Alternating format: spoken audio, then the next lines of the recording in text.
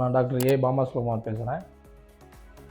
இப்போ இந்த ஒரு கேஸு என்ன அப்படின்னா, கடவாப்பல் இல்லாமல் இருக்க ஒரு பேஷண்ட் கீழே மேலே வந்து ஃப்ரண்ட்லேயும் பின்னாடியும் பல் இல்லாமல் இருக்கவங்க. ஸோ இவங்களுக்கு என்ன மாதிரி ரீப்ளேஸ் பண்ணலாம் அப்படின்னா, இம்ப்ளான்ட் போட்டு ரீப்ளேஸ் பண்ணலான்னு பிளான் பண்ணோம். இப்போ ஏன் இதை ரீப்ளேஸ் பண்ணணும் அப்படிங்கிறதா முதல் கேள்வி அவங்களுக்கு. இவ்வளோ நாள் நல்லா தானே இருக்கேன், எனக்கு கடவாப்பல்லாம் வேண்டாம், எனக்கு ஃப்ரண்ட்டில் மட்டும் எனக்கு சிரிக்கிறதுக்கு பல் இருந்தால் போதும் அப்படின்னாங்க. இல்லை, நீங்கள் பின்னாடி பல்லை ரீப்ளேஸ் பண்ணால் தான் உங்களுடைய சூவிங் கெப்பாசிட்டியே மாறும், நீங்கள் சாப்பிட்றது எப்படி இருக்கும் அப்படிங்கிறத நீங்கள் அப்போ தான் ஃபீல் பண்ணுவீங்கன்னு. ஸோ இந்த பேஷண்ட்டுக்கு அவங்க சொன்ன மாதிரி இம்ப்ளான்ட் போட்டுட்டு, ஸோ ஃப்ரண்ட்டில் 2 இம்ப்ளான்ட்டு, பேக்கில் இன்சைடு எங்கெங்கெல்லாம் டூத் இல்லையோ அங்கே மட்டும் இம்ப்ளான்ட் போட்டு அவங்களுக்கு டூத்தை ரீப்ளேஸ் பண்ணது பார்த்திங்க அப்படின்னா ஃபுல்லாகவே அவங்களுக்கு ரீப்ளேஸ் ஆகி தான் இருக்கும். எங்கேயுமே டீத் இல்லை அப்படிங்கிறதே தெரியாது. ஸோ கடிக்கிறதுக்கு பல், ஃப்ரண்ட்டில் சிரிக்கிறதுக்கும்.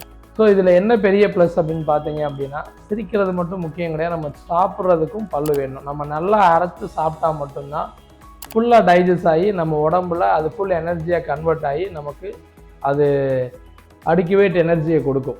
ஸோ என்ன அப்படின்னா, நம்ம சூ பண்ணாமல் பல் இல்லைன்னா என்ன நடக்கும் அப்படின்னா, நம்ம சூ பண்ணாமல் அப்படியே சாப்பிட்றப்ப இன்டைஜஷன் ப்ராப்ளம் வந்து ஒபிசிட்டி, ஓவர் வெயிட் ஆகிறது வரும், சீக்கிரம் டயர்ட்னஸ் வரும், ட்ரௌசியாக ஒரு மாதிரி டயர்டாகவே இருக்க மாதிரி இந்த ஃபீலிங்லாம் வரும்.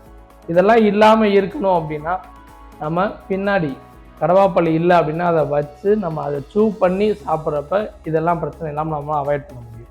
இதை வைக்கிறதுக்கு நிறைய மெத்தட் இருக்குது. இதில் ஒரு மெத்தட் தான் இம்ப்ளான்ட் போடுறது. அதை பற்றின பேச தான் நம்ம பார்க்கலாம். தேங்க்யூ.